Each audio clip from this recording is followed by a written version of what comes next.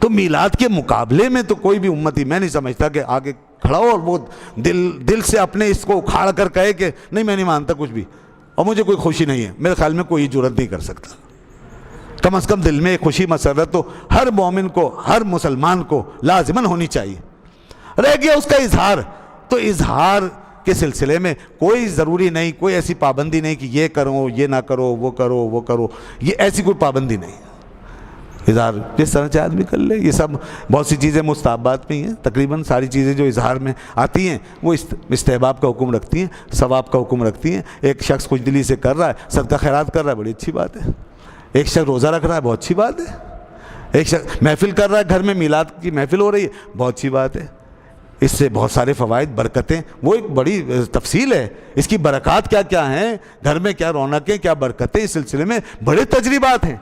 جب گھر میں یہ ذکر خیر ہوتا ہے, درود و سلام کی محفل ہوتی ہے اور میلاد وغیرہ کے سلسلے میں کوئی اہتمام ہوتا ہے, تو اس کی برکتیں پورے سال تک محیط ہوتی ہیں. بہت سی رحمتیں, برکتیں اللہ کی طرف سے نازل ہوتی ہیں میلاد کے توسط سے. وہ آپ محسوس کرنے والے محسوس کرتے ہیں. لیکن ہمیں میلاد کو, اس کی فلسفی کو سمجھنا چاہیے, اس کی مقصدیت کو پیش نظر رکھنا چاہیے.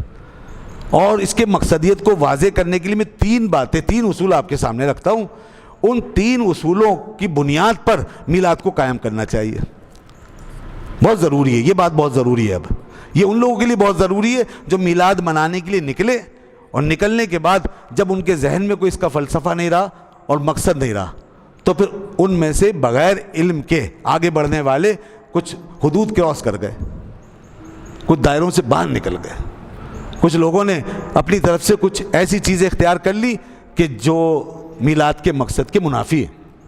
ظاہر سی بات ہے, یہ ہو جاتا ہے, عوام ہے, لوگ ہیں, پبلک ہے, اور یہ سب میں وہ کوئی معیار نہیں ہوتا.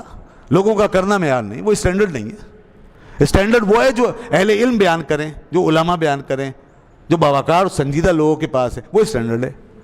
تو ہر چیز کا ایک اسٹینڈرڈ ہوتا ہے. میلاد کے اسٹینڈرڈ کو قائم رکھنے کے لیے 3 باتیں بہت اہم ہیں, تاکہ ہم پھر کہیں آگے نہ بڑھ جائیں, حد سے نہ گزر جائیں, اور کہیں ادب کے نام پہ کہیں بے ادبی نہ ہو جائے, کہیں دین کی روح ہی ہمارے ہاتھ سے نکل جائے خدا نخواستہ.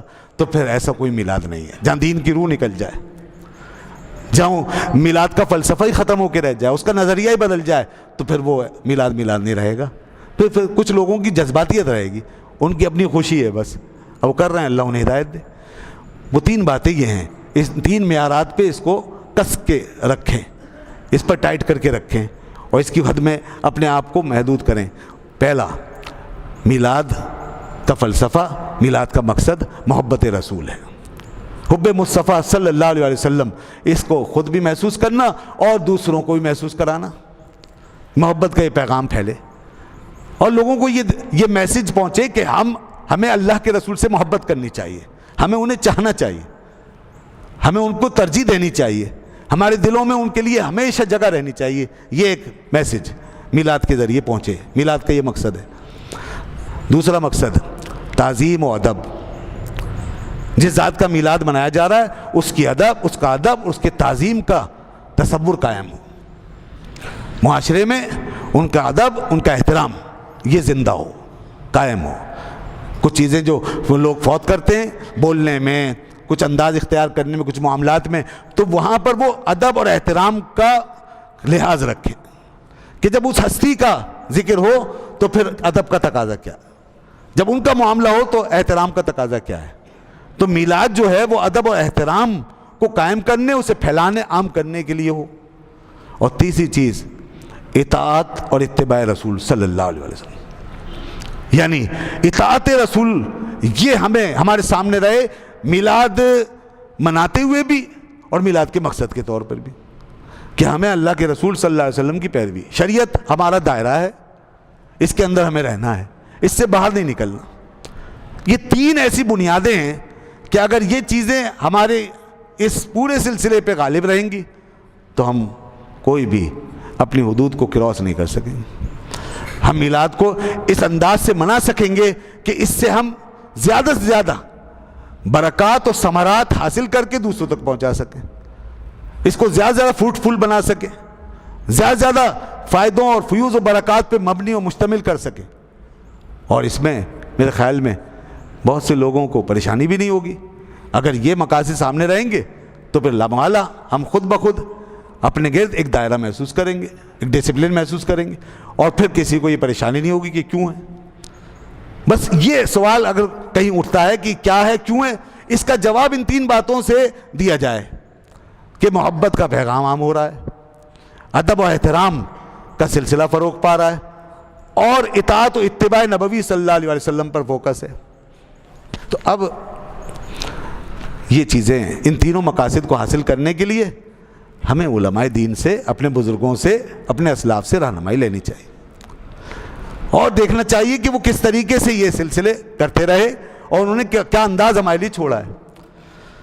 مگر اب یہ بھی ہے, اور ایسا ہو رہا ہے, اور ہم دیکھ رہے ہیں کہ بہت سے لوگ, نوجوان, ینگسٹر, آج کل کے بچے, وہ میلاد کو اس طرح سیلیبریٹ کرتے ہیں یا کرنا چاہتے ہیں کہ بس وہ جیسے کوئی ایک میلہ ٹھیلا, اس کو میلے ٹھیلے کا رنگ دے رہے ہیں, اس کو انہوں نے شغل سا بنا لیا, ایک باہر نکل کے روڈوں پہ رش لگانا, ادھر ادھر گھومنا پھرنا, موٹر بائکس وغیرہ پر اس کا سائلنسر نکال کے اس کی آوازیں بڑھا کے اور خوب شور مچا کے ادھر ادھر پھرنا, اور پھر اسی طریقے سے عجیب عجیب گیدرنگ, مکس کلچر. خواتین بھی پھر نکل آئی ہیں, خواتین نکل رہی ہیں, بچیاں نکل رہی ہیں, عورتیں باہر جا رہی ہیں, بے پردہ ہیں, اور وہ ساتھ مل کے چل رہی ہیں مردوں کے, جگہ جگہ روڈوں پہ جمع ہو کر کے, کہیں لنگر لٹایا جا رہا ہے, کہیں لوگ بس کھڑے ہیں, جمع ہیں, نعرے لگا رہے ہیں, اور بعض منچلے وہ عجیب انداز سے نعتیں پڑھ رہے ہیں, پڑھوا رہے ہیں, سن رہے ہیں, سنا رہے ہیں. نعتوں میں اسٹائل اس طرح کا اپنا لینا کہ نعت نہ لگے کوئی, جیسے کہ کوئی ناچ رنگ کی محفل ہو, اس طرح کا انداز اپنانا, نعت میں اچھل کے نعت پڑھنا, نعتوں کو اس انداز سے پڑھنا کہ اس کے اندر کوئی جیسے وہ میوزیکل قسم کا تاثر پیدا ہو جائے. بعض میوزک لے کے بیٹھ جاتے ہیں, اور بعض جو میوزک سے اوائڈ کرتے ہیں وہ اپنی آوازوں, دھنوں میں میوزک لے آتے ہیں, اور دھم دھم دھم جیسے وہ ڈھول کی دھمک یا طبلے کی تھاپ, یہ اس انداز سے وہ نعتوں کو پڑھنے کی کوشش کرتے ہیں. مقصد کیا ہوتا ہے, لوگ زیادہ سے زیادہ اپنا جسم ہلائیں اور اچھلیں, اور ایک جوش پیدا ہو لوگوں کے اندر, اور دیکھا بھی جاتا ہے کہ لوگ اچھلنا شروع کر دیتے ہیں. پہلے نعت کا اس طرح کا انداز نہیں تھا. پہلے جو نعت خوان, ان میں بہت سے لوگ اب دنیا سے رخصت ہو گئے, کچھ ہیں ہم ان میں بہت سے بزرگ بھی, تو ایسے لوگ وہ پہلے جب نعت پڑھتے تھے تو ایک سکون سا پیدا ہو جاتا تھا, اور کلام جو ہے جیسے بڑے بڑے شعراء کے, بزرگوں کے, وہ سناتے تھے لمبی لمبی بہاروں میں سکون سے, خود بھی سکون سے کھڑے ہوتے تھے اور لوگ بھی سکون سے بیٹھ کے سنتے تھے. اچھا, ان کا اسٹائل ایسا تھا ہی نہیں کہ کسی کو اچھلنے کا موقع ملے, کسی کو مٹکنے کا موقع ملے. نہ وہ ایسے شاعروں کا انتخاب کرتے تھے, نہ ایسی بہاریں, نہ ایسی طرزیں, تو وہ سب رنگ ہی الگ تھا. اب آ گئے کچھ نوجوان شوبز انداز کے, جیسے شوبز میں چلتے ہیں لوگ, ان کے سارے اسٹائل پہننے کے, اوڑھنے کے, اور گیٹ اپ سارا اس قسم کا ہوتا ہے جیسے کوئی شوبز پروفیشنل. پھر اسے پڑھنے کے لیے آتے ہیں, پھر پڑھتے ہیں تو اس انداز سے کہ سب جناب بس بیٹھے بیٹھے اچھلیں, دلوں پہ اثر ہو یا نہ ہو, آنکھوں سے آنسو گرے نہ گریں, دل وہاں متوجہ ہو نہ ہو, بس اوپر سے ساری پریکٹس ہو رہی ہوتی ہے, اور کہہ کر چلو جی یوں کرو, ہاتھ اٹھاؤ, کھڑے ہو جاؤ. یہ اسی طریقے سے وہ ریکارڈنگ بج رہی ہوتی ہے میلاد کے موقعوں پر, اور لوگ بس دمادم مست کلندر. ایک عجیب سا ماحول ہے جس میں ادب جا رہا ہے ہاتھ سے. اس سے ادب ہمارے ہاتھ سے چلا جائے گا. نعت سننے کا یہ ادب ہے ہی نہیں, نعت پڑھنے کا یہ ادب نہیں ہے. نعت تو اس بارگاہ کی حاضری ہے جس بارگاہ میں کہا گیا نفس گم کردہ میاں جنید و بایزید ہی جا. جس بارگاہ میں کہ جنید و بایزید جیسی ہستیاں بھی آئیں تو اپنا سانس گم کر کے آتی تھیں, اس سے نسبت ہے, ان کا تصور ہے. جیسے قرآن کے ساتھ آپ یہ اس طرح نہیں کر سکتے, قرآن کے ساتھ اس طرح طرزیں نہیں بنا سکتے, آپ اس طرح اچھل کے قرآن نہ پڑھ سکتے, نہ سن سکتے, تو بے ادبی ہے. قرآن بھی ادب کی جگہ ہے, اور نعت بھی ادب کا مقام ہے. تو اس لیے جیسے قرآن میں ادب ہے, سکون سے پڑھا جاتا ہے, سکون سے سنا جاتا ہے, ایسی نعت کا ادب بھی یہی ہے, سکون سے پڑھا جائے, سکون سے سنا جائے. لوگوں نے وہ کلام ہی چھوڑ دیا جس میں سکون رکھا گیا, جیسے اعلیٰ حضرت فاضل بریلوی رحمۃ اللہ علیہ کلام اکثر لمبی بہاروں میں, تو اب اس میں سکون زیادہ وہ چھوڑ دیے. اور آج کل کے شاعروں نے عوام کا مزاج دیکھتے ہوئے اپنی شہرت کے لیے اور دوسرے لوگ اور ایک اور مقصد ہے زیادہ سے زیادہ پیسہ کمانے کے لیے لوگوں نے ایسی بہاریں بنا لی، ایسے چھوٹے چھوٹے بہاروں میں کلام اس طرح لکھ لیا کہ ادھر سے نعت خوان کو مٹکنے کا، اچھلنے کا اور دھمال کرنے کا موقع ملے، اور وہ کر رہے ہیں۔ تو یہ چیزیں جو پیدا ہو گئیں اس انداز سے، اور خواہ گیدرنگ باہر جمع ہو کر کے خواہ روڈ جام کر دینا، وہاں کوئی جلوس، نہ وہاں کوئی تقریب، نہ وہاں پر کوئی واعظ و نصیحت، بس خواہ ایک بس نکل کر کے اللہ گلا اور نکل کر باہر رش لگانا ہے۔ بھئی میلاد کا یہ مقصد نہیں، میلاد کا مقصد یہ ہے کہ آپ، میں نے 3 باتیں بتائیں، ان تینوں چیزوں کو دیکھیے کہ محبت، ادب اور اطاعت، یہ 3 چیزیں پیدا ہوں۔ اطاعت کا معاملہ یہ ہو گیا کہ اب جب خواتین بیچ میں آ گئیں اور نکل رہی ہیں باہر، تو پھر وہ شریعت کہاں رہے گی آپ کے پاس؟ شریعت کا دامن کیسے آپ بچائیں گے؟ پھر وہ بے پردگی، پھر مکس گیدرنگ، ظاہر ہے بہت بڑی خرابی، تو اس سے بچانا ہے۔ یہ لوگوں نے، ہماری عوام نے، اس جنریشن نے اپنے طور پہ یہ چیزیں، اور میڈیا اس میں پیچھے ہے۔ میڈیا کسی بھی چیز کو بگاڑنے میں ماہر ہے، میڈیا ہر جگہ پہنچا ہوا ہے۔ وہ تو باپ بیٹے کے بیچ میں آئل ہے، تو پھر اس سے کون بچ سکتا ہے؟ وہ تو آدمی کے، اس کے دل کے بیچ میں آئل ہے میڈیا، تو انسان کے، اس کے ایمان کے بیچ میں آئل ہو جاتا ہے۔ میڈیا ایسی چیز ہے، میڈیا بہت خطرناک چیز ہے۔ اب یہ میڈیا پہ تو کوئی اصلاح کا تصور ہی نہیں، اور وہ اس کو پھر اور زیادہ دکھا کے فروغ دینے والی بات۔ تو ہم یہ کہتے ہیں کہ میلاد کے مقصد کو اگر سامنے رکھیں تو میلاد کی حقیقت بالکل سمجھ میں آتی ہے، اور اس کا طریقہ بالکل یہی، جیسے آپ بیٹھے ہیں یہاں میلاد ہو رہا ہے، یہ بہترین طریقہ ہے۔ اس میں ساری باتیں ہمیں حاصل ہو رہی ہیں، یہ محبت کا پیغام بھی ہے، اس میں ادب اور احترام بھی ہے، اور اس کے اندر اطاعت شریعت کی بات بھی ہو رہی ہے۔